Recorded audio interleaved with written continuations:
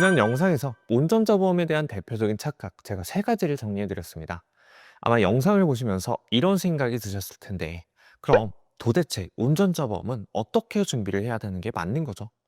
자, 그래서 오늘은 보험사 추천이 아니라 제가 운전자 보험을 설계할 때 어떤 기준으로 구성하는지 그 방향성을 정리해 드리겠습니다. 먼저 한 가지 분명하게 말씀드리면, 운전자 보험은 비싸게 가입할 보험이 아닙니다. 그리고 담보를 많이 넣는다고 좋은 보험이 되는 것도 아닙니다.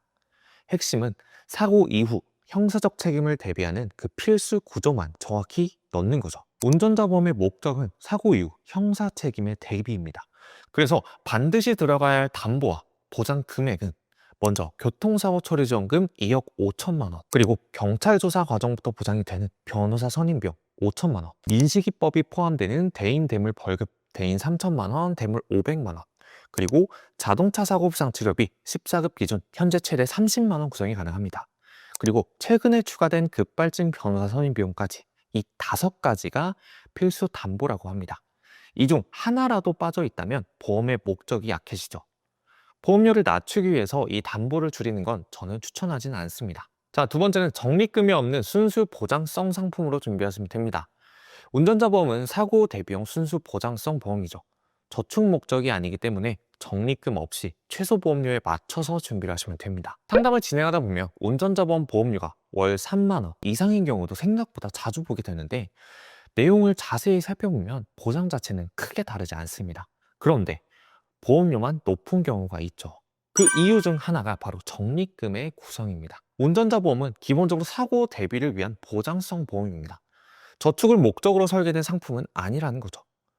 적립금이 포함되면 보험료는 올라가지만 초기에는 사업비가 차감되는 구조이기 때문에 저축 수단으로는 효율이 높다고 보기는 어렵습니다. 그래서 운전자 보험은 필요한 보장 중심으로 구성을 하시고, 적립금은 최소화하거나 아예 없애는 방식이 더 합리적인 경우가 많습니다. 자, 세 번째, 운전자 보험은 최신 교통법률이 반영된 보장으로 구성을 하시면 됩니다. 운전자 보험은 교통법률과 제도 변화에 따라 내용이 바뀌는 보험인데요. 그래서 오래된 보험을 그대로 두는 것보다 현재 기준에 맞는 구조인지 확인하는 게 중요합니다. 보험은 오래됐다고 좋은 게 아니라 지금 환경에 맞는지가 더 중요한 거죠. 예를 들어 민식이법 관련 보장이 포함되어 있는지, 벌금 한도가 과거 기준에 머물러 있지는 않은지 확인해 볼 필요가 있습니다. 과거에는 벌금 한도가 2천만 원이었던 구조가 현재는 3천만 원까지 보장 금액이 인상되었고, 또한 변호사 선임 비용 역시 예전에는 정식 재판 단계에서만 선임이 가능했던 구조가 많았지만, 최근에는 경찰 조사 단계부터 선임이 가능한 구조로 바뀐 상품들도 있습니다.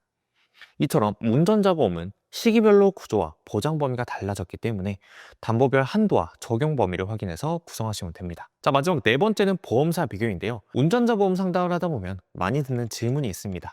그래서 어느 회사가 제일 좋아요?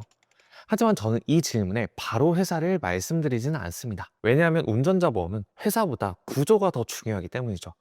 지금 화면에 보시는 것처럼 회사마다 세부 한도와 구조는 조금씩 다릅니다. 예를 들어 교통사고 처리 지원금을 보시면 대부분 2억 원 한도 구조이지만, 일부는 2억 5천만 원까지 설정이 가능한 구조도 있고, 선지급 비율도 70% 구조와 50% 구조로 나뉘게 됩니다. 자, 이 차이가 왜 중요하냐면, 사고 직후 합의가 필요한 상황에서 선지급 비율은 실제 체감 차이를 만들게 됩니다.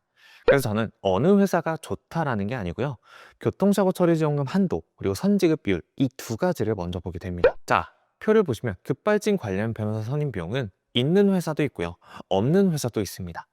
이 담보는 필수는 아니지만 차량 기술이 고도화되면서 관심이 높아지는 영역 중에 하나이죠. 자, 그래서 운전 환경에 따라 선택적으로 검토할 수 있습니다. 벌금 역시 대인 3천만 원, 대물 500만 원 구조가 현재는 일반적인 구조이죠. 예전에는 2천만 원 한도였던 구조가 있었기 때문에 가입 시점이 오래되었다면 확인해 볼 필요성이 있습니다. 자, 지금 보시는 화면은 제가 30대 기준으로 설계한 예시인데요. 뭐 특정 상품을 추천하기 위한 자료가 아니고요, 말씀드린 제가 설계 기준이 실제로 어떻게 구성이 되는지 보여드리기 위한 예시입니다. 자, 이 구조를 보시면 교통사고 처리 지원금 2억 5천만 원, 육죄 미만 1천만 원, 그리고 중대법규 위반 및 육조 미만 별도로 구성되어 있고요. 대인 벌금 3천만 원, 대물 벌금 500만 원, 변호사 선임 비용 1,500만 원, 급발진 변호사 선임 비용 1,000만 원, 이렇게 형사 책임 중심으로 구성을 해드렸습니다. 이 구성의 월 보험료는 월 10,000원인데요.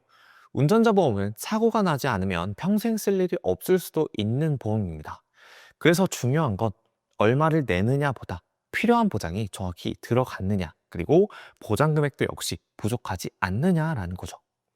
자, 형사합의금 대비, 벌금 대비, 그리고 변호사 선임 대비, 이 목적에 맞게 구조를 잡는 것이 핵심입니다. 지금 운전자 보험이 있으시다면 이 세 가지만 확인해 보셔도 됩니다. 교통사고 처리 지원금 한도는 충분한지, 변호사 선임 비용은 경찰 단계부터 가능한지, 보험료에 적립금이 포함되어 있지는 않은지, 이 기준에 맞는다면 잘 준비된 보험이죠. 자, 오늘 영상은 운전자 보험을 어떤 기준으로 구성하는 것이 합리적인지 그 방향성을 제시해드린 영상입니다. 현재 가입된 보험이 이 기준에 맞는지 궁금하시다면 비교를 통해 점검해 보시는 것이 좋습니다.